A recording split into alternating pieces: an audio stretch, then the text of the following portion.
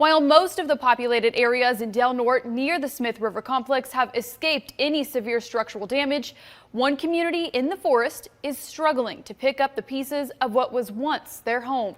The North States News' Sophie Lincoln shows us how the fire has impacted many. Just a few weeks ago, the Sustainable Ecovillage north of Gasky was fully running, powered by solar power, and there were dozens of cabins like this one where people lived. But now this is one of the few that's left standing as a result of the fires. And you can see it's been extremely damaged. A wall has burnt off, and the people who once lived here now have to find somewhere else to live. Just a few miles off U.S. Highway 199 near Patrick Creek, surrounded by forest, is a commune called the Sustainable Ecovillage. Since it was founded in 2008 by Dan Schultz, the Ecovillage has lived sustainably off its own permaculture gardens and generated its own power using solar panels. Most communities that make it and do well and succeed over long terms, they have a theme. Maybe it's a guru, or maybe it's veganism, or, our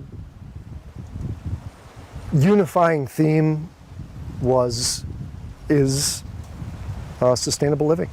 But when roughly 150 lightning strikes created the Smith River complex in August, the eco-villagers were forced to evacuate. We just barely got out here. In fact, I wasn't able to get back here and get my dogs.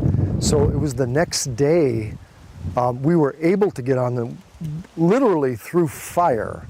We drove and ran through to get our dogs and our cat. By the time they were allowed to safely return, their eco-village was basically reduced to a pile of ash. We lost pretty much everything. While some, like Schultz, have stayed to pick up the pieces, others have left the community altogether. A couple people went to the Red Cross, to the shelters, and one of them went back to New York. Now, Schultz and the other members that stayed are asking the broader community for help to rebuild their community almost from scratch. Reporting in Gasky, Sophie Lincoln, the North States News. Schultz is hosting a few volunteer sessions in the coming weeks to help clean all of the burnt remains of the village. You can also help by donating to Schultz's GoFundMe page. We have the information for both of those ways to help on our website, krcrtv.com.